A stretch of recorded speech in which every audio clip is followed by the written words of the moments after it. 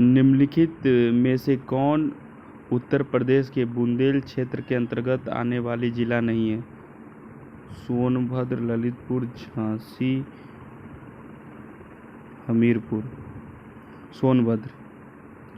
सोनभद्र उत्तर प्रदेश के बुंदेलखंड क्षेत्र के अंतर्गत आने वाला जिला नहीं है। सोनभद्र उत्तर प्रदेश का दूसरा सबसे बड़ा जिला है। सोनभद्र भारत का एकमात्र ऐसा जिला है जो 4 राज्यों द्वारा मध्य प्रदेश, छत्तीसगढ़, झारखंड और बिहार की सीमाओं को पार करता है। सोनभद्र जिला एक औद्योगिक क्षेत्र है जिसमें बॉक्साइट जैसे बहुत सारे खनिज उपलब्ध हैं। बुंदेलखंड क्षेत्र में लगभग 70,000 वर्ग किलोमीटर का क्षेत्रफल है। बुंदेलखंड में दक्षिणी उत्तर प्रदेश के 7 जिले और उत्तरी मध्य प्रदेश के 6 जिले शामिल हैं। उत्तर प्रदेश के बुंदेलखंड के 7 जिले झांसी, ललितपुर, जालौन, हमीरपुर, महोबा, बांदा, चित्रकूट। मध्य प्रदेश के बुंदेलखंड क्षेत्र के 6 जिले दतिया, टीकमगढ़, छतरपुर, पन्ना, सागर, दमोह है। झांसी, ललितपुर, जालौन, हमीरपुर, महोबा, बांदा, चित्रकूट है। निम्नलिखित में से कौन सा उत्तर प्रदेश के उच्चतम फसल क्षेत्र के अंतर्गत सम्मिलित नहीं है? आलू फर्रुखाबाद, मक्का वाराणसी, तिल हमीरपुर, सरसों आगरा। मक्का वाराणसी। मैनपुरी राज्य में मक्का का सबसे बड़ा उत्पादन होता है। मैनपुरी राज्य में सबसे बड़ा उत्पादक है। राज्य में मक्का के उत्पादन के 5 शीर्ष क्षेत्र: मैनपुरी जिला, कन्नौज जिला, बहराइच जिला, बुलंदशहर, फर्रुखाबाद। सबसे ज़्यादा कहाँ? मैनपुरी में। यह इनका 49.93% हिस्सा है। सन 2014 में भारत का कुल मक्का उत्पादन 1.27 मिलियन टन था। गंगा, लेमन, सरताज, डाकन 107, JAH 3449, प्रकाश, बायो 9681, मालवी हाइब्रिड 2 मक्का का फसलों की कुछ प्रमुख किस्में हैं। मक्का उत्पादन में 80% से अधिक योगदान करने वाले प्रमुख राज्य आंध्र प्रदेश 20.9%, कर्नाटक और राजस्थान है। सरसों आगरा, मक्का, आलू फर्रुखाबाद, तिल हमीरपुर, सरसों आगरा, मक्का मैनपुरी होगा, आलू फर्रुखाबाद। सरोजनी नायडू मेडिकल कॉलेज उत्तर प्रदेश के निम्नलिखित में से किस शहर में स्थित है? आगरा में। सरोजनी नायडू मेडिकल कॉलेज आगरा में स्थित है। सरोजनी नायडू मेडिकल कॉलेज देश के पहले 3 मेडिकल विद्यालयों में से एक है।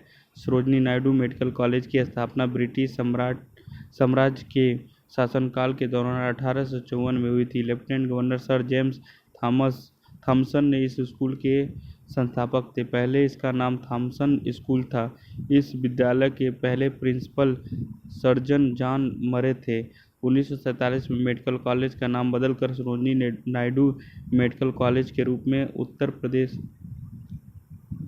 उत्तर प्रदेश की पहली महिला राज्यपाल के नाम पर रखा गया था और वह किसी भी भारतीय राज्य की पहली महिला राज्यपाल थी। निम्नलिखित में से क्षेत्रफल की दृष्टि से उत्तर प्रदेश का सबसे बड़ा जिला कौन है? लखीमपुर खीरी। लखीमपुर खीरी यह नेपाल के साथ सीमा पर उत्तर प्रदेश भारत में सबसे बड़ा जिला है। इसकी प्रशासनिक राजधानी लखीमपुर और शहर है।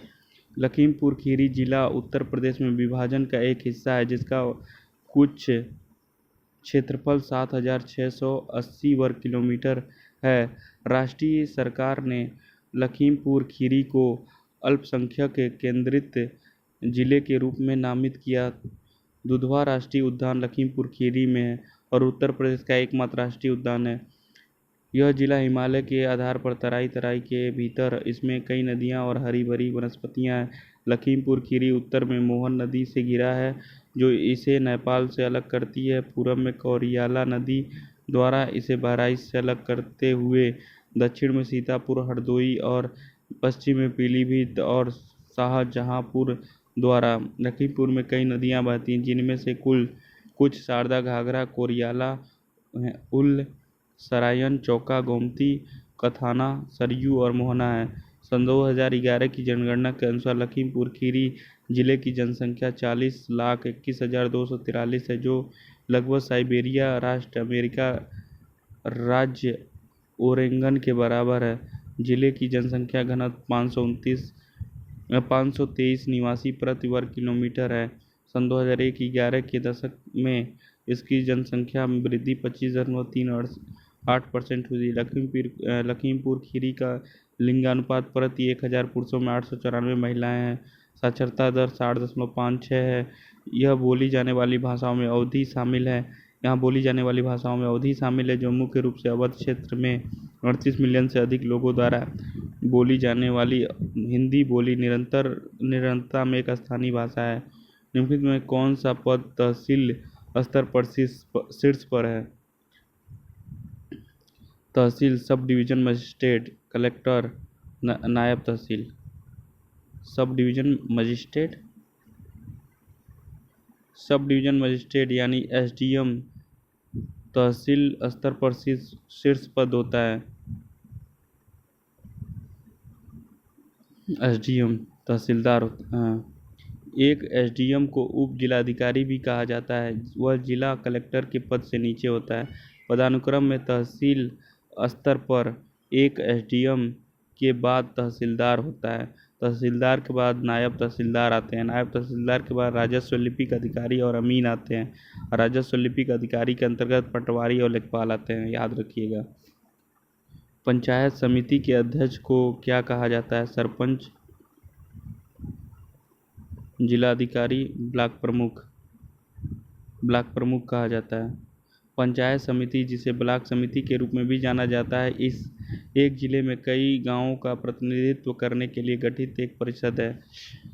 राज्य पंचायत प्रणाली में मध्य स्तर है, जो गांवों की ग्राम पंचायतों और जिलों की जिला परिषद के बीच स्थित है, जबकि ग्राम वयस्क ग्राम पंचायत परिषद का चुनाव करते हैं। ब्लॉक पंचायत समिति परिषद की सीटों के लिए चुनाव नहीं कराते। इसके बजाय इस परिषद में प्रत्येक ग्राम परिषद के नेता होते हैं, जिन्हें ग्राम प्रधान या अध्यक्ष या उप प्रधान या उपाध्यक्ष के रूप में जाना जाता है। ये व्यक्ति ब्लॉक परिषद के मामलों में गांव के हितों का प्रतिनिधित्व करते हैं। जितना ग्राम पंचायत सदस्य अपने प्रधान और उप प्रधान को अपने रैंक से नामित करते हैं, पंचायत समिति के सदस्य अपने रैंक से अपने अध्यक्ष और उपाध्यक्ष चुनाव करते हैं। ये नेता बदले में जिला परिषद में शामिल होंगे और जिले के मामलों में ब्लॉक के हितों का प्रतिनिधित्व करने के लिए पंचायत समिति के अध्यक्ष को ब्लॉक प्रमुख भी कहा जाता है और उप प्रधान है। जनता पार्टी सरकार द्वारा दिसंबर 1977 में नियुक्त अशोक मेहता समिति ने 1978 में आधार और जिला परिषद के शीर्ष पर मंडल पंचायतों से 2 स्तरीय प्रणाली द्वारा त्रिस्तरीय प्रणाली के प्रतिस्थापन की अपनी रिपोर्ट प्रस्तुत की। पंचायती राज प्रणाली वह प्रणाली है जो जमीनी स्तर पर व्यक्तियों की भागीदारी सुनिश्चित करती है। 73वें संवैधानिक संशोधन अधिनियम 1992 पंचायती राज व्यवस्था से संबंधित है। राजस्थान 2 अक्टूबर 1959 को अपनी नागौर जिले में पंचायती राज व्यवस्था को लागू करने वाला पहला राज्य है। सन 2011 की जनगणना के अनुसार उत्तर प्रदेश में जिलों की कुल संख्या कितनी थी? 71 थी। सन 2011 की जनगणना के अनुसार उत्तर प्रदेश में जनगणना में कुल कितने जिलों की संख्या 71 थी? उत्तर प्रदेश राज्य में कुल जिलों की संख्या 71 थी। लखीमपुर जिला उत्तर प्रदेश राज्य का सबसे बड़ा जिला है। भदोही जिला उत्तर प्रदेश राज्य का सबसे छोटा जिला था। वर्तमान में हापुड़ उत्तर प्रदेश का सबसे छोटा जिला है। क्षेत्रफल 2,40,928 वर्ग किलोमीटर। आबादी 19,95,81,477। नर जनसंख्या 10,45,96,415। महिला 9,53,51,31,831। 10 की वृद्धि 20.9%। लिंग अनुपात 908 प्रति हजार। घनत्व 829 प्रति हजार। बाल ये छोड़ देते हैं। बाल लिंगानुपात ये सब गलत है। साक्षरता दर 67-68 है। पुरुष साक्षरता 70.28 है। महिला साक्षरता 57.18 है। जिलों की संख्या 75 है। शहरों और कस्बों का 915 है। विकासखंड 827 है। नगर निगम 17 है। शहरों और कस्बों की संख्या 915 है। लखीमपुर खीरी सबसे बड़ा जिला। यह उत्तर प्रदेश का सबसे बड़ा जिला है। लखीमपुर जिला नेपाल की सीमा से लगा है।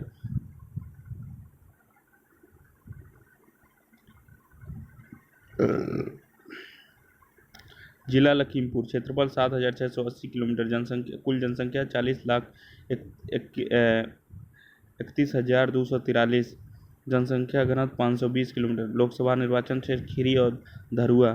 साक्षरता 60.56%, लिंगानुपात 894। भदोही जिले सबसे छोटा जिला।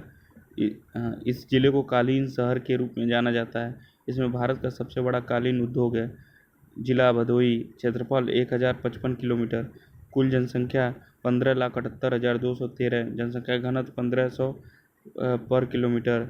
लोकसभा निर्वाचन क्षेत्र भदोही। साक्षरता 89.1%, लिंगानुपात 950। गरीबी परिवार को सब्सिडी वाले भोजन प्रदान करने के लिए भारत सरकार द्वारा प्रायोजित योजना का नाम क्या है? अंत्योदय अन्न योजना। अंत्योदय अन्न योजना गरीब परिवार के सबसे गरीबों को सब्सिडी युक्त भोजन प्रदान करना है। समाधान: माओवादियों के खिलाफ एक नई रणनीति।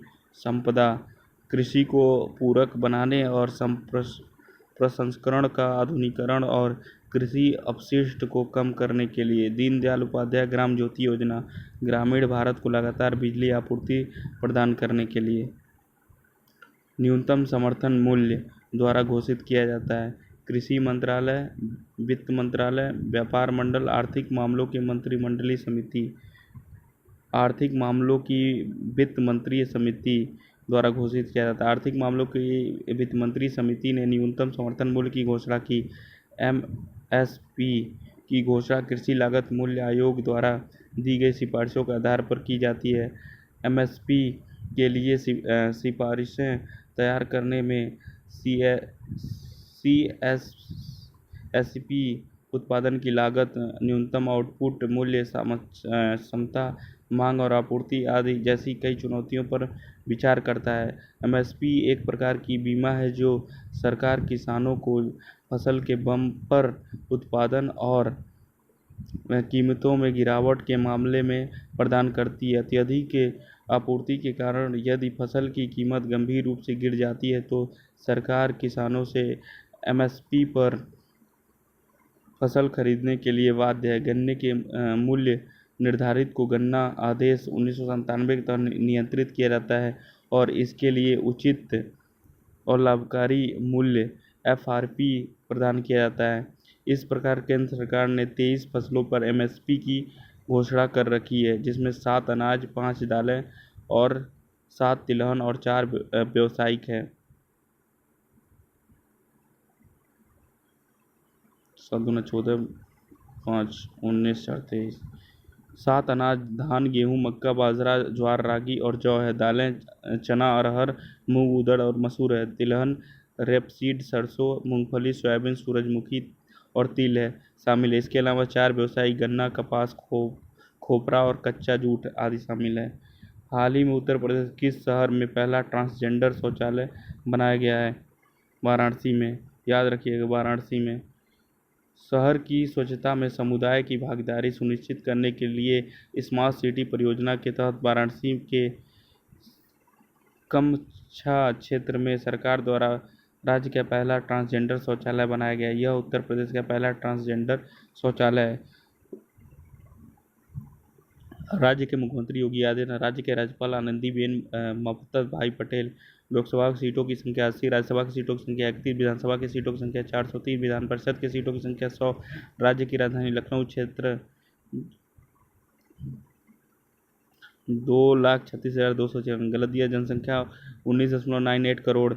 अतिरिक्त जानकारी: भारत में उत्तर प्रदेश की जनसंख्या सबसे अधिक 16.59% है। आम अनुसंधान और प्रौद्योगिकी विकास हब CRTDS उत्तर प्रदेश के किस शहर में स्थापित है? मुजफ्फरनगर, लखनऊ, नोएडा, गाजियाबाद। लखनऊ। 17 फरवरी को केंद्रीय विज्ञान की प्रौद्योगिकी मंत्री डॉक्टर हर्षवर्धन ने लखनऊ में और आम अनुसंधान और प्रौद्योगिकी विकास हब का उद्घाटन किया। यह हब संस्था के 17वें वार्षिक दिवस समारोह के अवसर पर स्थापित किया गया था। आयोजन के दौरान डॉक्टर हर्षवर्धन ने ड्रग्स रिसर्च उत्कृष्टता के लिए CRDI 21 के प्राप्तकर्ता की भी घोषणा की थी। स्वास्थ्य देखभाल और नई खोज पर अटल राष्ट्रीय बोलचाल के व्याख्यान की श्रृंखला का उद्घाटन किया था। उत्तर प्रदेश में हवाई अड्डों का नाम: लाल बहादुर शास्त्री हवाई अड्डा वाराणसी, चौधरी चरण सिंह हवाई अड्डा लखनऊ, बमरौली हवाई अड्डा इलाहाबाद, हवाई अड्डा मर्यादा पुरुषोत्तम श्रीराम एयरपोर्ट अयोध्या हवाई अड्डा। उत्तर प्रदेश में किले: आगरा का किला यूनेस्को की विश्व धरोहर 1983, अलीगढ़ का किला, इलाहाबाद किला, झांसी का किला। उत्तर प्रदेश में औसत भूमि जोत का आकार कितना हेक्टेयर है? 0.7 हेक्टेयर। उत्तर प्रदेश में देश के कृषि उत्पादन में महत्वपूर्ण योगदान है। खाद्यान्न उत्पादन में उत्तर प्रदेश का देश में प्रथम स्थान है। भूमि जोत का औसत आकार 2000 और 01 में 0.83, सन 2000 और सन 2001 में 0.83 हेक्टेयर से घटकर सन 2010-11 में 0.76 हेक्टेयर हो गया है। उत्तर प्रदेश में पूरे देश में सबसे बड़ा दूध उत्पादक राज्य है। देश में कुल दूध उत्पादन में इस राज्य का हिस्सा 16.83% है। राज्य में उत्पादित प्रमुख खाद्यान्नों में चावल, गेहूं, मक्का, बाजरा, चना, मटर और दाल शामिल है। राज्य में आंवला सबसे अधिक प्रतापगढ़ और प्रयागराज में उगाया जाता है। उत्तर प्रदेश सरकार द्वारा आलू को दूसरे प्रदेशों में किस नाम से भेजा जाता है? ताज ब्रांड। उत्तर प्रदेश सरकार द्वारा आलू को ताज ब्रांड के नाम से दूसरे राज्यों में भेजा जाता था। सन 2013 में यूपी राज्य कृषि विपणन बोर्ड ने आलू के ताजा ब्रांड को लॉन्च करने की घोषणा की। यूपी राज्य कृषि विपणन बोर्ड ने विदेशों में निर्यात करने की योजना भी तैयार की। उत्तर प्रदेश सरकार की कन्या विद्याधन योजना किस पर लक्षित है? स्नातक पाठ्यक्रम करने वाली लड़कियां, पूर्व स्नातक करने वाली, माध्यमिक शिक्षा करने वाली लड़कियां। कन्या विद्याधन योजना उत्तर प्रदेश सरकार द्वारा UP school board, CBSE board, ICSE board, UP Madrasa board से माध्यमिक शिक्षा पूरा करने वाली तीव्र बुद्धि वाली लड़कियों के लिए संचालित एक छात्रवृत्ति कार्यक्रम है। इस योजना की शुरुआत मुलायम सिंह यादव ने की थी। केवल माध्यमिक कक्षा में उत्कृष्ट स्तर प्राप्त करने वाले बच्चे ही इस छात्रवृत्ति के लिए पात्र होंगे, जो उन्हें 30,000 रुपये प्रदान करेंगे। बोर्ड द्वारा योग्यता सूची जारी करने के बाद ही इस कार्यक्रम का लाभ मिलेगा। लड़कियों के लिए योजना की आधिकारिक वेबसाइट पर पंजीकरण करना महत्वपूर्ण है। दिसंबर सन 2020 में उत्तर प्रदेश सरकार ने दुनिया भर में किस जनजाति की अनोखी संस्कृति अपनाने की घोषणा की है? थारू। उत्तर प्रदेश सरकार ने हाल ही में दुनिया भर में अपने जातीय थारू जनजाति की अनूठी संस्कृति को अपनाने के लिए एक होम स्टे योजना शुरू की है। मुख्य रूप से जंगलों से एकत्रित घास से बने पारंपरिक झोपड़ियों में पर्यटकों को प्राकृतिक थारू निवास स्थान में रहने का अनुभव प्रदान करना है। यूपी फॉरेस्ट कॉर्प थारू लोगों को आगंतुकों के साथ प्रभावी ढंग से संवाद करने और ग्रामीणों को सुरक्षा और स्वच्छता के पहलुओं से परिचित कराने के लिए प्रोत्साहित करेगा। थारू गृहस्वामी पर्यटकों को आवास और घर के भोजन के लिए सीधे शुल्क ले सकेंगे। थारू गृहस्वामी पर्यटकों को आवास, घर, भोजन के लिए सीधे शुल्क ले सकते। थारू समुदाय शिवालिक या निचले हिमालय के बीच तराई क्षेत्रों से ताल्लुक़ रखता है। योगी आदित्यनाथ मुख्यमंत्री, आनंदीबेन पटेल राज्यपाल। जिलों की संख्या 75, लोकसभा सीटें 80, राज्यसभा सीटें 31। किस पंचवर्षीय योजना में सामाजिक वानिकी योजना को शुरू किया गया था?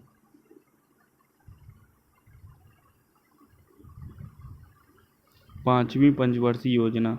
सामाजिक वानिकी योजना 1976 में 5वीं पंचवर्षीय योजना में शुरू की गई थी। 5वीं पंचवर्षीय योजना के बाद से देश भोजन में आत्मनिर्भर हासिल करने में सक्षम था। इसके अलावा औद्योगिक क्षेत्र को भी बेहतर परिभाषित किया गया। विज्ञान और प्रौद्योगिकी में भी महत्वपूर्ण सुधार था। इस अवधि में आगे के विकास की राह में सबसे समस्याग्रस्त बाधाओं में से एक भारतीय जनसंख्या में विस्फोट था।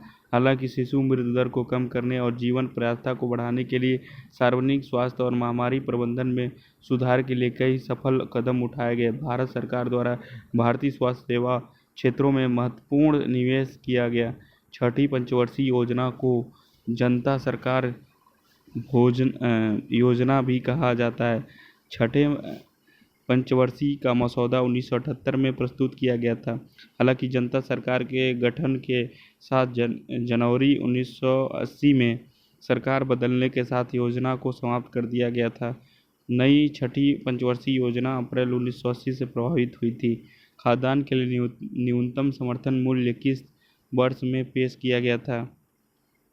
1966 में। याद रखिएगा, 1966 में। 1966 में खाद्यान्न के लिए न्यूनतम समर्थन मूल्य पेश किया गया था। वह मूल्य है जिस पर सरकार किसानों से फसल खरीदती है। यह भारत की कृषि मूल्य नीति का एक महत्वपूर्ण हिस्सा है। यह किसानों को प्रोत्साहित करने में मदद करता है और इस प्रकार देश में पर्याप्त खाद्यान्न उत्पादन सुनिश्चित करता है। सरकार 22 अनिवार्य फसलों के लिए एमएसपी और गन्ने के उचित और पारिश्रमिक मूल्य की घोषणा करती है। अनिवार्य फसलों में 14 खरीफ की फसलें, 6 रबी की फसलें, 2 वाणिज्य फसलें 14 खरीफ की हैं, खरीफ की सबसे ज़्यादा फसलों पे, और रबी की 6 फसलों पे, और खरीफ की 14, 2 अन्य कौन कौन हैं? वाणिज्य फसलें हैं। काली मिट्टी के पात्र एक जिला एक उत्पाद कार्यक्रम के तहत उत्तर प्रदेश के जिले से संबंधित है। आजमगढ़। काली मिट्टी के पात्र एक जिला एक उत्पाद कार्यक्रम के तहत उत्तर प्रदेश के आजमगढ़, काली मतलब आजमगढ़ के जिले से संबंधित है। चमड़ा उत्पाद आगरा और कानपुर के लिए। संगीत वाद्य यंत्र अमरोहा, ताले और हार्डवेयर अलीगढ़। संगीत वाद्य यंत्र अमरोहा। गोमती नदी उत्तर प्रदेश के किस जिले में गंगा नदी में मिलती है?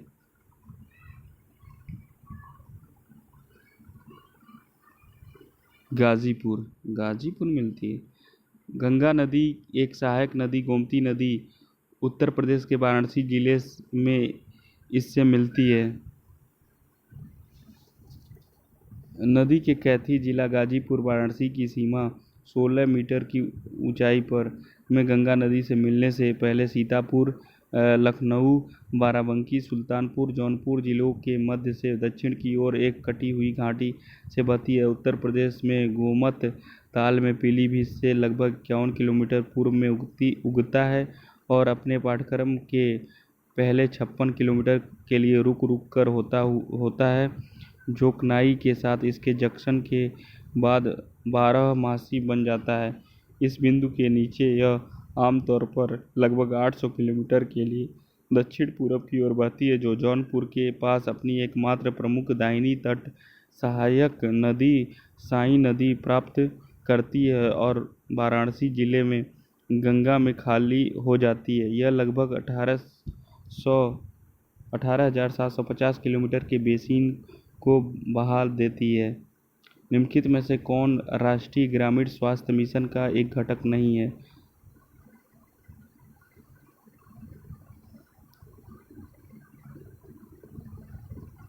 अंडर 5 क्लिनिक एक ऐसा केंद्र है जहां एक छत के नीचे 5 वर्ष से कम आयु के बच्चों को पैकेज तरीके से निवारक, प्रोत्साहन, उपचारात्मक, रेफरल और शैक्षिक सेवाएं प्रदान की जाती है। अंडर 5 क्लिनिक का समग्र लक्ष्य एक विशेष सुविधा में छोटे बच्चों को व्यापक स्वास्थ्य देखभाल प्रदान करना है।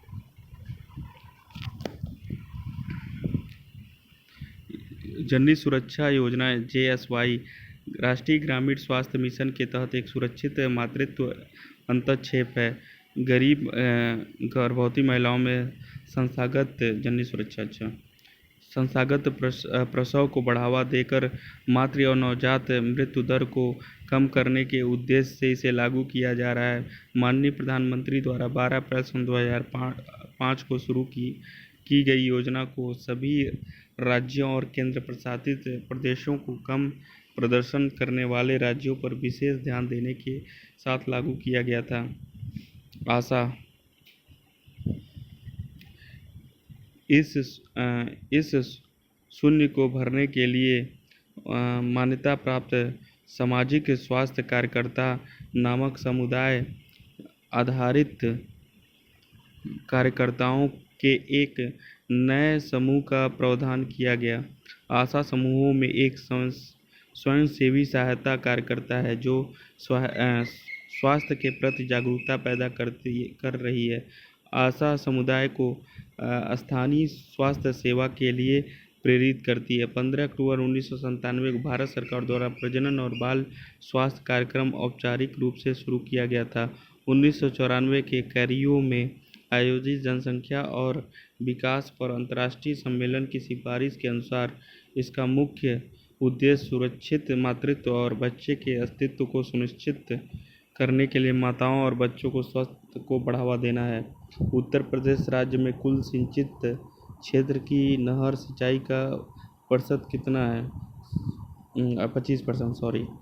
उत्तर प्रदेश में शुद्ध सिंचित क्षेत्र 13.13 मिलियन हेक्टेयर है। नहरों द्वारा 25.18, ट्यूबवेल द्वारा 66.94%, अन्य द्वारा 7.8% है। नलकूप सिंचाई का प्रमुख स्रोत है। इसके बाद नहर, फिर कुएं और टैंक हैं। उत्तर प्रदेश की प्रमुख नहर सिंचाई परियोजना इस प्रकार है।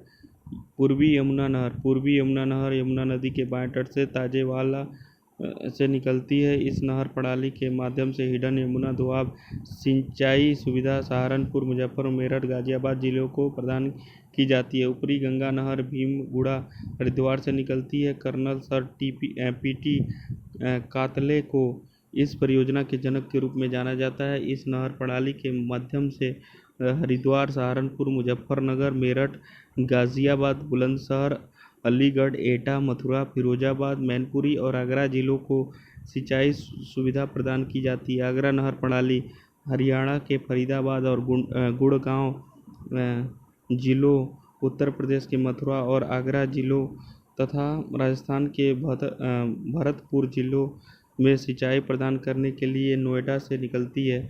शारदा नहर प्रणाली नैनीताल के खटीमा के निकट शारदा नदी से निकलती है। नैनीताल, पीलीभीत, बरेली, लखीमपुर खीरी, शाहजहांपुर, हरदोई, उन्नाव, लखनऊ, बाराबंकी, रायबरेली, प्रतापगढ़, सुल्तानपुर, जौनपुर, आजमगढ़, गाजीपुर और प्रयागराज जिलों के माध्यम से सिंचित किया जाता है। पंडित दीनदयाल उपाध्याय आदर्श नगर पंचायत योजना के तहत उत्तर प्रदेश में कितने जिलों का चयन हुआ था? 26 जिले। पंडित दीनदयाल उपाध्याय आदर्श नगर पंचायत योजना उत्तर प्रदेश सरकार ने इस योजना को सन 2018 में लागू किया था। यह योजना बड़े नगर निकायों के तर्ज पर छोटे नगर निकायों में मूलभूत सुविधाएं उपलब्ध कराने के लिए लाई गई थी। इस क्रम में राज्य सरकार ने 26 जिलों की नगर पंचायतों का चयन किया, जिन्हें आदर्श नगर पंचायत के रूप में विकसित किया जाएगा। चयनित आदर्श नगर पंचायतों में आधारभूत सुविधाओं का समग्र विकास किया जाएगा। यह योजना राज्य के सभी जिलों में हर साल एक छोटी और पिछड़ी नगर पंचायतों का चयन कर बुनियादी सुविधाओं के विकास के लिए शुरू की जाएगी। इस योजना के अंतर्गत वित्तीय वर्ष 2020-21 के लिए 26 जिलों के नगर संस्था हैं। इसका चयन कर उन्हें आदर्श नगर पंचायत बनाने का निर्णय लिया गया। चयनित संस्थाओं में सभी घरों में पाइप से शुद्ध पेयजल की आपूर्ति, सीवरेज प्रबंधन, आंतरिक गलियों की व्यवस्था और सामुदायिक केंद्र निर्माण और गौशाला का निर्माण आदि की व्यवस्था की जाएगी। उत्तर प्रदेश में पंचायत चुनाव राज्य निर्वाचन आयोग द्वारा किस वर्ष से शुरू किया गया था? 1995। उत्तर प्रदेश पंचायत चुनाव राज्य चुनाव आयोग द्वारा 1995 से कराया जा रहा है। राज्य चुनाव आयोग उत्तर प्रदेश को आमतौर पर उत्तर प्रदेश राज्य चुनाव आयोग के रूप में जाना जाता है। यह एक स्वतंत्र संवैधानिक निकाय है जो शहरी और ग्रामीण स्थानीय निकायों के चुनाव कराने के लिए जिम्मेदार है। आयोग का नेतृत्व उत्तर प्रदेश राज्य चुनाव आयोग वर्तमान में मनोज कुमार हैं।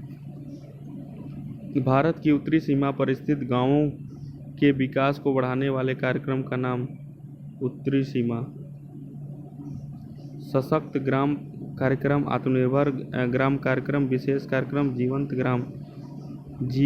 ग्राम कार्यक्रम।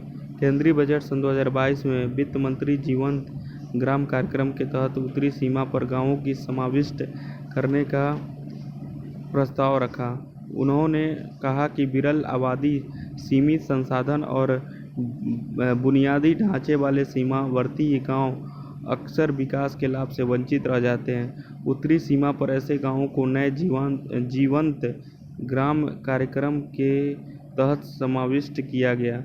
कार्यक्रम में ग्रामीण बुनियादी ढांचे का निर्माण, आवास, पर्यटन केंद्र, सड़क संपर्क, विकेंद्रीकृत नवीकरणीय ऊर्जा का प्रावधान, दूरदर्शन और शैक्षिक चैनलों के लिए सीधे घर तक पहुंच और आजीविका सृजन के लिए समर्थन शामिल होगा। इन गतिविधियों के लिए अतिरिक्त धन मुहैया कराया जाएगा, मौजूदा योजनाओं को जोड़ा जाएगा। यह उनके परिणामों को परिभाषित करेगा और निरंतर आधार पर इसकी निगरानी की जाएगी। प्रधानमंत्री ग्रामीण आवास योजना के तहत निर्मित आवास इकाई के नाम से जाना जाएगा। घर का प्रमुख मुखिया, घर की महिला सरपंच। ग्रामीण आवास योजना के तहत निर्मित आवास इकाई के नाम जाएगा घर की महिला। प्रधानमंत्री ग्रामीण आवास योजना के तहत निर्मित आवास इकाई घर की महिला के नाम पर होनी चाहिए। प्रधानमंत्री ग्रामीण आवास योजना क्या है? सभी के लिए आवास योजना को बढ़ावा देने के उद्देश्य से प्रधानमंत्री आवास योजना शुरू की गई थी। इसका लक्ष्य वर्ष सन 2022 तक सभी के लिए आवास योजना को पूर्ण करना। इस योजना के तहत लाभार्थी वित्तीय संस्थानों से 70,000 रुपये तक का ऋण ले सकते हैं और योजना के तहत ब्याज सब्सिडी 3% है। इकाई की लागत 60 से 40% के अनुपात में केंद्र और राज्य सरकारों के बीच मैदानी क्षेत्रों में साझा की जाएगी। लद्दाख सहित केंद्र शासित प्रदेशों के लिए केंद्र से 100% वित्त पोषित है।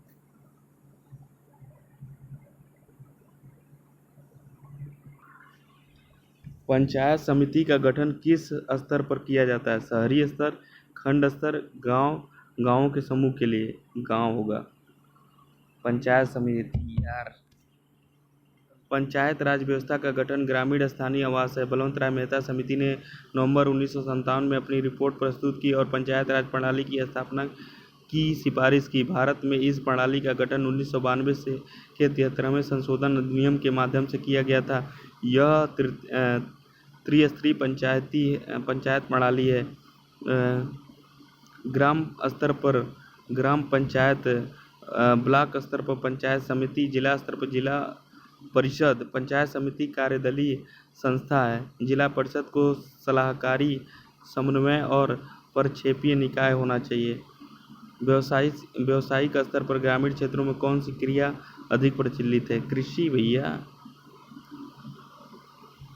दुनिया भर में ग्रामीण क्षेत्रों में कृषि भूमि के उपयोग की प्रधानता और ग्रामीण क्षेत्रों की व्यवहार्यता का एक प्रमुख घटक है। खेती और खेती से संबंधित गतिविधियां ग्रामीण जीवन का मूल है, जो रोजगार और व्यवसाय के अवसरों को, बुनियादी ढांचे और पर्यावरण की गुणवत्ता के मामले में ग्रामीण क्षेत्रों की समग्र स्थिति में महत्वपूर्ण योगदान देती है। खेती ग्रामीण अर्थव्यवस्था का एक महत्वपूर्ण अंग है, इसलिए एक क्षेत्र के रूप में इसका सापेक्ष महत्व ग्रामीण विकास में इसके संभावित आर्थिक योगदान को निर्धारित करता है। कुछ देशों में खेती उस क्षेत्र की प्राथमिक आर्थिक गतिविधियां हो सकती हैं और वहां की आबादी के लिए रोजगार का विशेष साधन मात्र होता है। ऐसे क्षेत्रों में जहां यह राष्ट्र स्पष्ट है कि समग्र सामाजिक और राजनीतिक स्थिरता कृषि क्षेत्र की स्थिति के साथ अटूट रूप से जुड़ी हुई है। उत्तर प्रदेश की कुल जनसंख्या के कितने प्रतिशत लोग गाँवों में निवास करते हैं? 77.7%। उत्तर प्रदेश में कुल जनसंख्या का 77.7% लोग ग्रामीण क्षेत्रों में निवास करते हैं, जो कि राष्ट्रीय औसत 68.84% से अधिक है। सन 2011 की जनगणना के अनुसार उत्तर प्रदेश भारत में सबसे अधिक ग्रामीण आबादी दर्ज करने वाला राज्य है। उत्तर प्रदेश की कुल जनसंख्या 22.27% लोग शहरी क्षेत्रों में रहते हैं, जो सन 2011 की जनगणना के अनुसार राष्ट्रीय औसत 31.5% से कम है। शहरी जनसंख्या का सर्वाधिक प्रतिशत वाला जिला गाजियाबाद और शहरी जनसंख्या का न्यूनतम प्रतिशत वाला जिला श्रावस्ती है। सन 2011 जनगणना के अनुसार उत्तर प्रदेश की जनसंख्या 19 करोड़ 98 लाख है, जो सन 2001 की जनगणना में 16.62 करोड़ के आंकड़ों से अधिक है। सन 2011 की जनगणना के अनुसार उत्तर प्रदेश की कुल जनसंख्या 19 करोड़ 98 लाख 12,341, जिसमें से पुरुषों और महिलाओं की जनसंख्या क्रमशः 10 करोड़ 44 लाख 80,510 है और महिलाओं की 9 करोड़ 53 लाख 31,831 है। सन 2011 नहीं पढ़ना। इस दशक में कुल जनसंख्या वृद्धि 20.23% है, जबकि पिछले दशक में 25.8% थी। भारत के 3 तरह के राशन कार्ड हैं। निम्नलिखित में से कौन सा राशन कार्ड गरीब लोगों में सबसे गरीब लोगों के लिए है? BPL Antyodaya card. भारत में 3 प्रकार के राशन कार्ड हैं। अंत्योदय कार्ड गरीबों से गरीब के लिए, बीपीएल कार्ड गरीबी रेखा से नीचे वालों के लिए, एपीएल कार्ड अन्य सभी के लिए। हरित क्रांति से पहले 1960 के दशक के दौरान तीव्र भोजन की कमी के कारण राशन प्रणाली को पुनर्जीवित किया गया था। एफसीआई द्वारा खरीदे गए भोजन को सरकार द्वारा विनियमित राशन की दुकानों के माध्यम से समाज के गरीब वर्ग में वितरित किया जाता है। इसे सार्वजनिक वितरण प्रणाली कहा जाता है। लक्षित सार्वजनिक वितरण प्रणाली को आबादी की इस श्रेणी की ओर अधिक केंद्रित और क्षितिज बनाने के लिए अंत्योदय अन्न योजना गरीब परिवारों के लिए 1 करोड़ सबसे गरीब लोगों के लिए दिसंबर सन 2000 में शुरू की गई थी। इस योजना में राज्यों में टीपीडीएस के अंतर्गत आने वाले बीपीएल परिवारों की संख्या से गरीब परिवारों के 1 करोड़ सबसे गरीबों की पहचान करना और उन्हें अत्यधिक रियायत दर पर खाद्यान्न उपलब्ध कराना शामिल है। अंत्योदय कार्ड खरीदने वाले परिवारों को रियायती दरों पर लगभग 35 किलोग्राम खाद्यान्न प्राप्त होता है। यह कार्ड पीडीएस येलो कार्ड भी कहा जाता है। जिला ग्रामीण विकास प्राधिकरण कार्यक्रम की शुरुआत किस वर्ष की गई थी? 1999 में। जिला ग्रामीण विकास एजेंसी कार्यक्रम 1 अप्रैल 1999 को शुरू किया गया था, जिसके तहत डीआरडीए के वेतन और प्रशासनिक खर्चों को केंद्र और राज्यों के बीच 75-25 के आधार पर वित्त पोषित किया गया था। हालांकि सन 2008-9 में पूर्वोत्तर राज्यों के लिए फंडिंग पैटर्न 75-25 से बढ़ाकर 90-10 कर दिया गया। केंद्र शासित प्रदेशों के मामले में केंद्र योजना के तहत संपूर्ण 100% निधि प्रदान करता है। ग्रामीण विकास मंत्रालय के गरीबी उन्मूलन कार्यक्रमों के कार्यान्वयन की निगरानी करने के लिए डीआरडीए परंपरा रूप से जिला स्तर पर प्रमुख अंग रहा है। यह एजेंसी मूल रूप से एकीकृत ग्रामीण विकास कार्यक्रम को लागू करने के लिए बनाई गई है। इसके बाद डीआरडीए को राज्य और केंद्र दोनों सरकारों के कई कार्यक्रम सौंपे गए।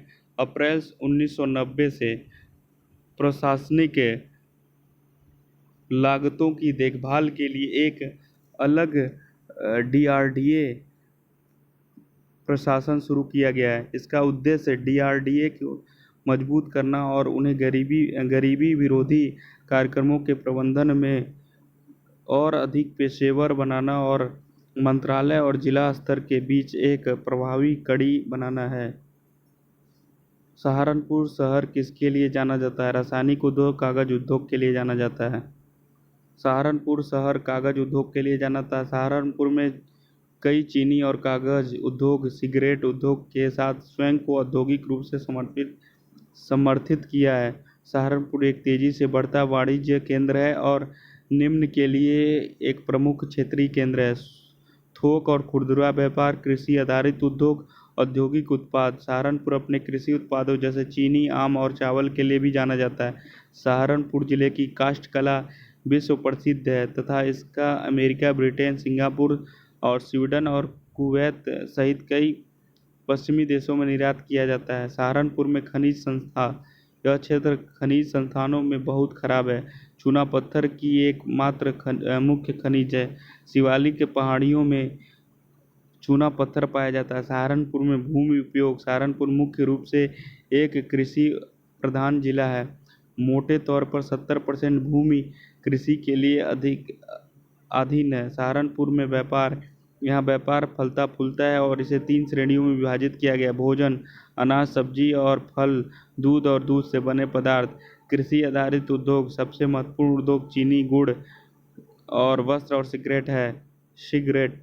औद्योगिक वस्तुएं: कागज, गन्ना, होजरी सामग्री और लकड़ी पर नक्काशी। एक गंटर श्रृंखला की लंबाई के बराबर है, 66 फीट के बराबर है। एक गंटर 66 फीट, 100 लिंक होते हैं इसमें। और राजस्व श्रृंखला में 33 फीट का होता है, 16 लिंक होते हैं इसमें, 16 लिंक की संख्या होती है। इंजीनियरिंग श्रृंखला 100 फीट होती है, 100 लिंक होते हैं। मैट्रिक श्रृंखला में 30 मीटर या 20 मीटर का, 30 वाले में 150 लिंक और 20 वाले में 100 लिंक। उत्तर प्रदेश के निम्नलिखित में से किस वन्य जीव अभयारण्य में शारदा और खाकरा नदी द्वारा चिन्हित एक दक्षिण सीमा है?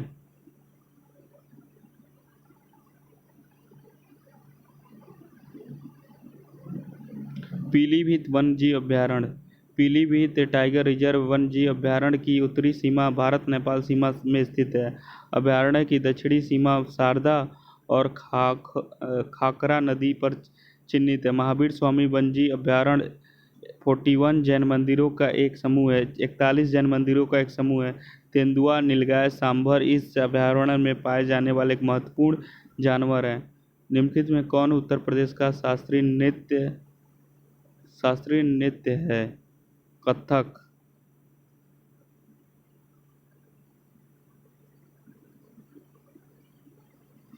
कथन उत्तर प्रदेश का शास्त्रीय नृत्य है। कथक उत्तर प्रदेश शास्त्रीय नृत्य। माना जाता है कि कथक मंदिर में पूजा के दौरान पुजारियों की कृतियों से उत्पन्न हुआ था। अवध के अंतिम नवाब वाजिद अली शाह के शाही दरबार में इस नृत्य का बहुत विकास हुआ। नवाब वाजिद अली शाह जो स्वयं एक कथक नर्तक थे, उनके काल को अवध के कला के स्वर्ण युग के रूप में जाना जाता था। महाराज बिंदादीन ने ठुमरी गायन रूप को कथक में शामिल किया। तबला, सारंगी, मंजीरा, हाथ की झांझ या हारमोनियम जैसे प्रदर्शन के आधार पर कथक के 7 वाद्य यंत्र होते हैं। 20वीं शताब्दी में लीला खोसी द्वारा कथक को बहुत विकसित किया गया था। उत्तर प्रदेश के कथक नृत्य केंद्र को लखनऊ घराने के नाम से जाना जाता है। इस नृत्य के कुछ प्रसिद्ध कलाकार लच्छू महाराज, शंभू महाराज, कालका महाराज, बिरजू महाराज, अचन महाराज हैं। चरकुला, यह उत्तर प्रदेश का लोक नृत्य है। चरकुला राज्य के ब्रज क्षेत्र की कला है। चरकुला के नृत्य में एक महिला नर्तकी शामिल होती है जो नृत्य करते समय अपने सिर पर दीपक के एक स्तंभ को रोशन करती है। कथकली, यह केरल का शास्त्रीय नृत्य है। केरल मंदिरों के से उद्गम नृत्य और नाटक के 2 रूप हैं। कथकली का नाम कथा शब्द से आया है जिसका अर्थ कहानी है। कली का अर्थ नाटक है। आरंभ में सामंतों के संरक्षण में विकसित हुआ है, बाद में कथकली कलाकारों द्वारा पुनर्जीवित किया गया। आमतौर पर पुरुष समूह भारी श्रृंखला और पारंपरिक पोशाक के साथ नृत्य करते हैं। चेहरे की भाव भंगियाँ, आँखों के भाव और हाथ की गति के साथ रामायण और महाभारत के प्रसंगों का वर्णन करना। रासलीला यह उत्तर प्रदेश का पारंपरिक नृत्य है। रासलीला एक महत्वपूर्ण नाटक का एक रूप है जो जो कृष्ण की कहानी को समर्पित है, जिसमें कृष्ण के बचपन और कामुक युवाओं को दर्शाया गया है। PMFVY का पूर्ण नाम क्या है?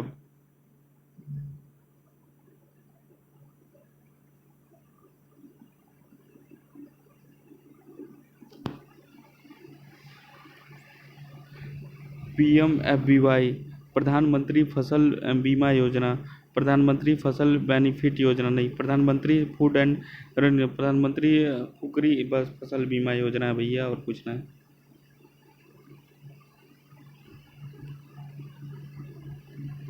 प्रधानमंत्री फसल बीमा योजना 14 जनवरी सन 2016 को शुरू की गई थी। खरीफ फसल 2 प्रीमियम, रबी 1.5 प्रीमियम दोनों फसलों के लिए प्रदान की गई एक बीमा योजना है। यह मानसून के उतार चढ़ाव से प्रेरित जोखिमों के कारण कृषि उत्पादों की कीमतों के न्यूनतम समर्थन मूल्य में भारी बढ़ोतरी प्रदान किए बिना कृषि संकट और किसान कल्याण को कम करने के उद्देश्य से है। PMFBY योजना एरिया अप्रोच के आधार पर संचालित होती है। व्यापक आपदाओं के लिए प्रत्येक अधिसूचित फसल के लिए परिभाषित है। प्लाट किए गए नक्शे की जांच करने के लिए भूमिगत पर जो लाइन एक से दूसरे कोण तक चलाई जाती है उसे कहते हैं कोना कटान, चांद कटान, चेक लाइन, उसे चेक लाइन कहते हैं। प्लाट के लिए किए गए नक्शे की जांच के लिए ग्राउंड प्लेट पर एक कोण से दूसरे कोण पर चेक लाइन खींची जाती है। प्लाटिंग में त्रुटियों और गलतियों को चेक लाइन खींचकर चेक किया जाता है। समतल तालिका सर्वेक्षण की चित्रमय विधि है जिसमें क्षेत्र अवलोकन और प्लाटिंग एक साथ किया जाता है। ग्रामीण समुदाय उस समुदाय को कहा जाता है जहां समाज में अनौपचारिकता पाई जाती है, कृषि मुख्य व्यवसाय होता है, प्राथमिक समूहों की प्राथमिकता होती है। ग्रामीण समुदाय उन समुदायों के समूह को संदर्भित करता है जो एक साथ रहते हैं, जिनका समुदाय अल्प विकसित और कम जागरूक है। यह ग्रामीण समुदाय की महत्वपूर्ण विशेषता है। समुदाय आकार में छोटा और कम आबादी वाले होते हैं। जन समुदाय भाषा, संस्कृति, रीति रिवाज आदि की एकरूपता को दर्शाता है। मुख्य व्यवसाय कृषि है। लोग प्रकृति अधिक रूबरू रहते हैं। संचार के साधन सीधे होते हैं। लोग सामाजिक और सांस्कृतिक में सरल होते हैं। शहरी समुदाय ग्रामीण समुदाय के विपरीत है। शहरी लोगों की जीवन शैली एक दूसरे के साथ अत्यधिक अव्यक्तित्व है। साथ ही उनकी जीवन शैली और पहचान में उच्च स्तर की जटिलता और विविधता है। नौकरियों में विशेषज्ञता के साथ श्रम का एक जटिल विभाजन शहरी समुदाय की पहचान है। आधुनिक नागरिक सुविधाएं आमतौर पर उपलब्ध होती हैं। निम्नलिखित में से क्या पंचायती राज संस्थाओं का कार्य नहीं है? अग्निशमन सेवाएं, महिला बाल विकास, पुस्तकालय, सांस्कृतिक गतिविधियां। अग्निशमन सेवाएं 12वीं अनुसूची के तहत नगर पालिकाओं के दायरे में रखी गई है। 18 कार्यात्मक वस्तुओं में से एक है। 11वीं अनुसूची में निम्नलिखित 29 कार्यात्मक वस्तुएं पंचायतों के दायरे में रखी गई हैं। कृषि विस्तार सहित भूमि सुधार, भूमि सुधारों का कार्यान्वयन, भूमि समेकन और मृदा संरक्षण, लघु सिंचाई, जल प्रबंधन, वाटरशेड विकास, पशुपालन, डेयरी, मुर्गी पालन, मछली पालन, सामाजिक वानिकी और कृषि वानिकी, लघु वनोपज, खाद्य प्रसंस्करण उद्योग सहित लघु उद्योग, खादी, गांव और कुटीर उद्योग, ग्रामीण आवास, पीने का पानी, ईंधन, चारा, सड़कें, पुलिया, पुल, घाट, जलमार्ग और संचार के अन्य साधन, बिजली के वितरण सहित ग्रामीण विद्युतीकरण, गैर पारंपरिक ऊर्जा स्रोत, गरीब उन्मूलन कार्यक्रम, प्राथमिक और माध्यमिक विद्यालयों सहित शिक्षा, तकनीकी प्रशिक्षण और व्यावसायिक शिक्षा, वयस्क और गैर औपचारिक शिक्षा, पुस्तकालय, सांस्कृतिक गतिविधियां, बाजार और मेले, अस्पताल और प्राथमिक स्वास्थ्य केंद्रों और औषधालयों सहित स्वास्थ्य और स्वच्छता, परिवार कल्याण, महिला बाल विकास, विकलांगों और मानसिक रूप से मंद लोगों के कल्याण सहित सामाजिक कल्याण, कमजोर वर्ग और विशेष रूप से अनुसूचित जातियों अनुसूचित जनजातियों के कल्याण, सार्वजनिक वितरण प्रणाली, सामुदायिक संपत्ति का रखरखाव। आयुष्मान सहकार देश में स्वास्थ्य सुविधाओं के निर्माण में सहकारी समितियों की सहायता करने के लिए एक योजना, जिसे किस मंत्रालय द्वारा शुरू किया गया था? कृषि किसान कल्याण मंत्रालय, स्वास्थ्य और परिवार कल्याण मंत्रालय, आयुष्मान मंत्रालय। कृषि कल्याण मंत्रालय द्वारा। आयुष्मान सलाहकार योजना राष्ट्रीय सहकारी विकास निगम द्वारा बनाई गई है। आयुष्मान सहकार का शुभारंभ केंद्रीय मंत्री राज्य मंत्री पुरुषोत्तम रूपाल ने किया था। 1963 में सहकारी समितियों के प्रचार और विकास के लिए संसद के एक अधिनियम के द्वारा स्थापित किया गया था। यह योजना केंद्र सरकार द्वारा किसान कल्याण गतिविधियों को मजबूत करने की दिशा में एक कदम थी। योजना निम्नलिखित सुविधाएं भी प्रदान की: परिचालन आवश्यकताओं को पूरा करने के लिए कार्यशील पूंजी और मार्जिन राशि, महिला बहुसंख्यक सहकारी समितियों के लिए 1% का ब्याज अनुदान, गरीबी रेखा के नीचे यापन करने वालों का सर्वेक्षण करवाना किसका दायित्व है? जिला रसद अधिकारी, सांख्यिकी अधिकारी, उपखंड अधिकारी और खंड विकास अधिकारी। उपखंड अधिकारी एसडीओ। उपखंड अधिकारी एसडीओ की जिम्मेदारी गरीबी रेखा के नीचे जीवन यापन करने वालों का सर्वेक्षण करना। गरीबी का अनुमान। भारत में गरीबी का अनुमान लगाने के लिए इस्तेमाल की जाने वाली एक सामान्य विधि आय उपभोग के स्तर पर आधारित है। यदि आय खपत किसी दिए गए न्यूनतम स्तर से नीचे आती है तो परिवार को गरीबी रेखा के नीचे बीपीएल कहा जाएगा। गरीबी रेखा की गणना। भारत में गरीबी का आकलन अब नीति आयोग की कार्यदल द्वारा सांख्यिकी और कार्यक्रम कार्यान्वयन मंत्रालय एमओएसपीआई के तहत राष्ट्रीय नमूना सर्वेक्षण कार्यालय द्वारा प्राप्त आंकड़ों के आधार पर गरीबी रेखा की गणना के माध्यम से किया जाता है। नीति आयोग के एक नीति थिंक टैंक के रूप में योजना आयोग का स्थान लिया है, जो पहले भारत में गरीबी रेखा के गणना के लिए जिम्मेदार था। सिंचाई की प्रमुख परियोजनाएं वे हैं जिनकी सिंचाई क्षमता निम्न से अधिक है। 10,000 हेक्टेयर।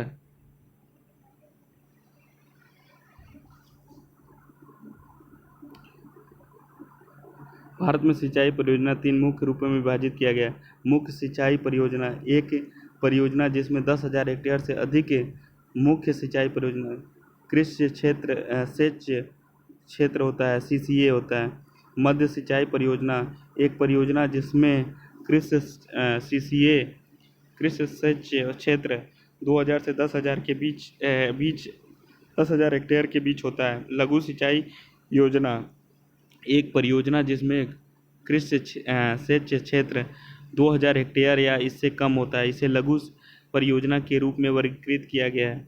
सूचना। मुख्य और मध्य सिंचाई पृष्ठतल के दोहन या निकासी के रूप में कार्य करती है, जबकि लघु सिंचाई में मुख्यतः भूमिगत जल का उपयोग किया जाता है, ट्यूबवेल बोरिंग, और मध्यम सिंचाई में नदी।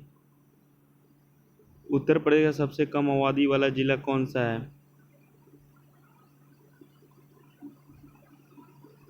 महोबा। महोबा उत्तर प्रदेश का सबसे कम आबादी वाला जिला है। महोबा का लिंग अनुपात 922 है। प्रयागराज जिला उत्तर प्रदेश सबसे अधिक आबादी वाला जिला है। प्रयागराज की जनसंख्या 59.5 लाख है। प्रयागराज का लिंगानुपात 901 है। मुरादाबाद उत्तर प्रदेश दूसरा सबसे अधिक आबादी वाला जिला है। मृदा स्वास्थ्य कार्ड के साथ भारत में किसानों को अपने खेत में मृदा कितने मापदंडों पर प्रतिक्रिया देना होता है? 12।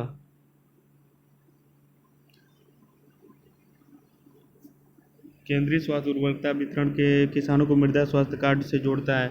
इस योजना में मुख्य उद्देश्य किसानों की मिट्टी की गुणवत्ता का अध्ययन करके अच्छी फसल प्राप्त करने में मदद करना है। फसलों के लिए मिट्टी सबसे महत्वपूर्ण है।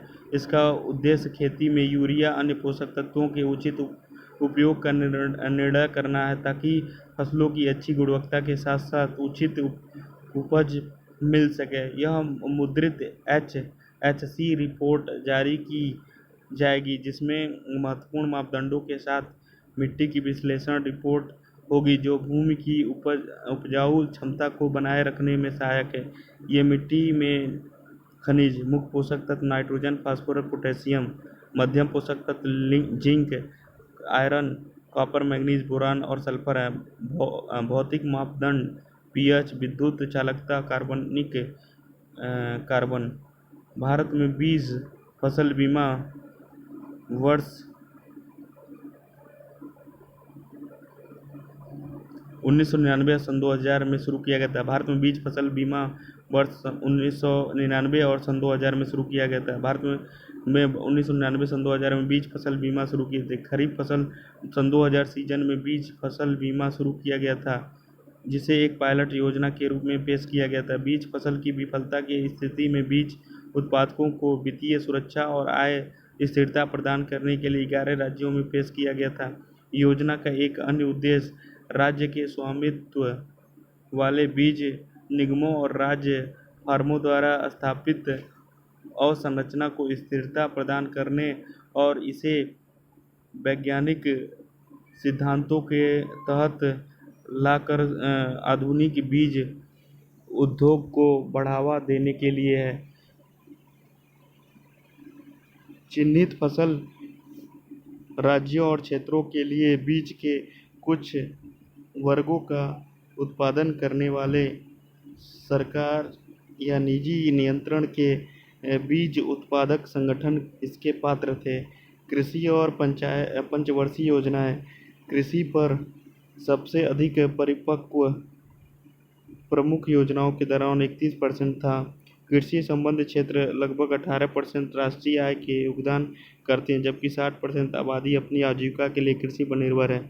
भारतीय वन सर्वेक्षण रिपोर्ट सन 2011 के अनुसार देश में कुल कार्बन स्टॉक की तुलना में उत्तर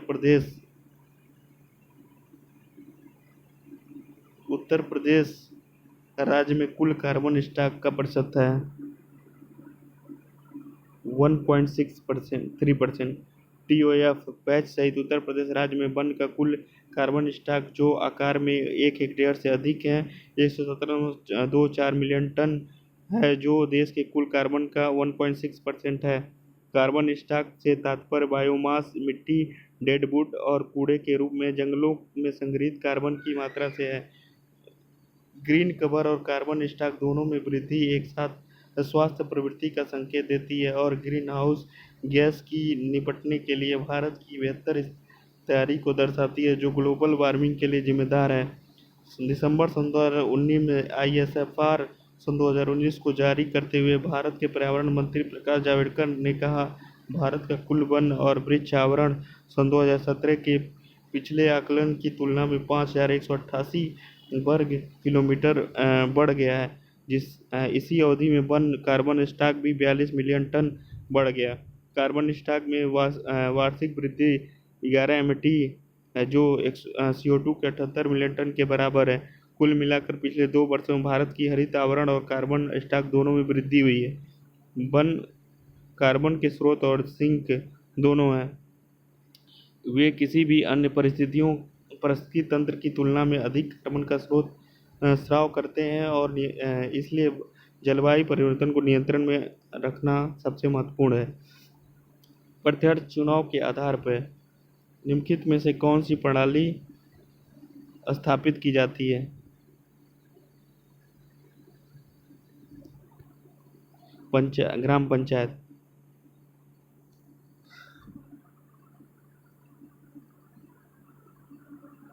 ग्राम पंचायत की स्थापना प्रत्यक्ष चुनाव के आधार पर की जाती है। ग्राम पंचायत भारतीय गांवों की एक बुनियादी गांव शासी संस्था है। पंचायत की अध्यक्षता गांव के अध्यक्ष द्वारा की जाती है जिसे सरपंच के रूप में जाना जाता है।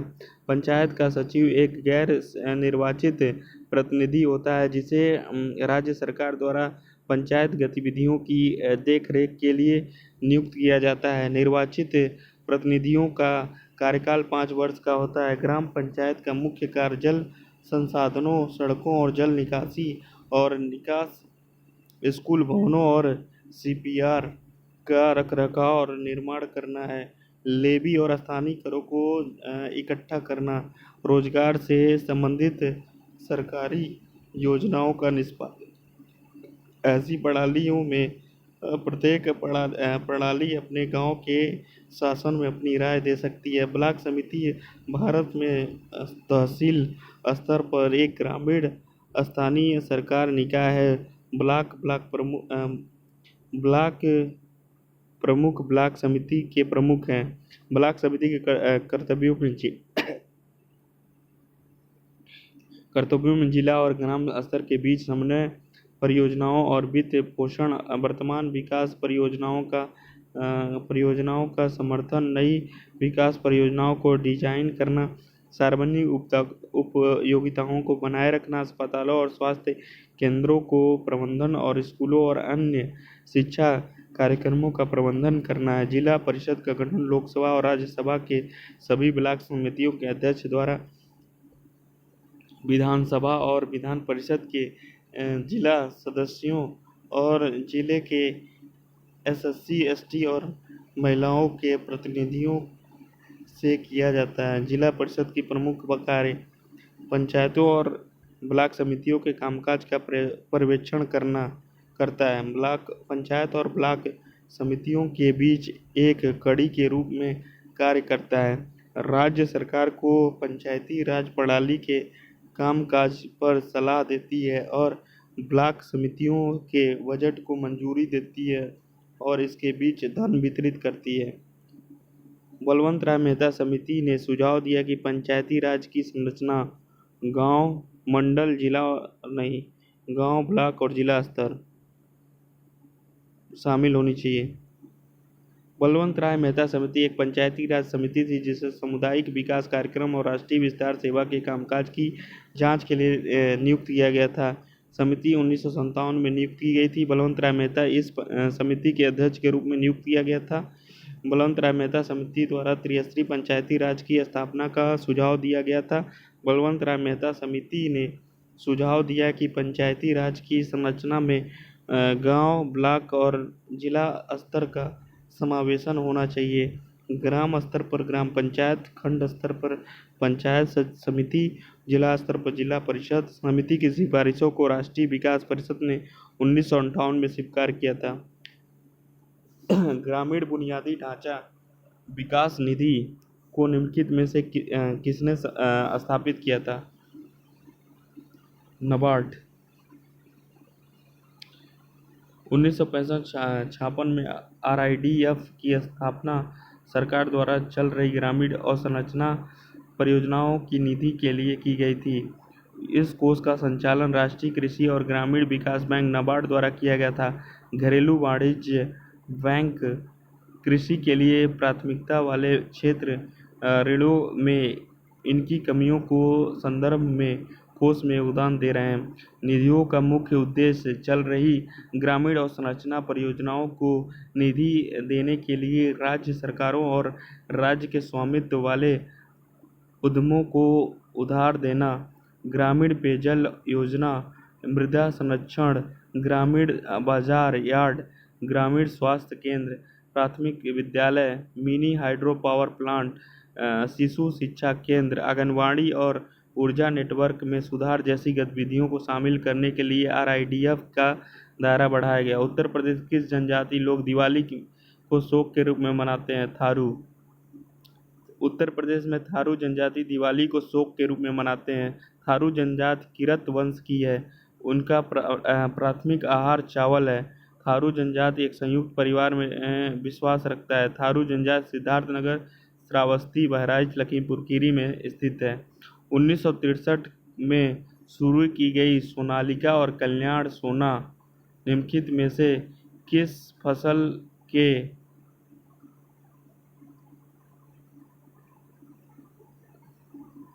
ऊपर उपजाऊ किस्म के बीज हैं? गेहूं यार सट। कल्याण सोना, सोनालिका और लरमा रोजो, छोटी लरमा, अर्जुन, सुजाता आदि भारत में उत्पादित गेहूं की प्रमुख किस्में प्रमुख किस्में हैं। चीन लगभग 334 से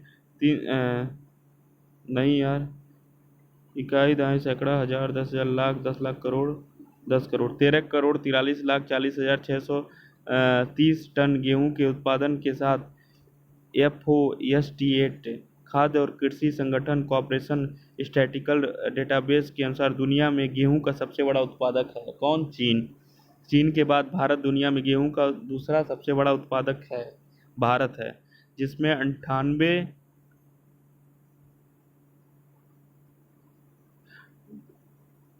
9,85,10,000 टन के उत्पादन के साथ कुल विश्व गेहूं उत्पादन में लगभग 12% हिस्सा है किसका? भारत का। इस तरह ये खत्म हो गया।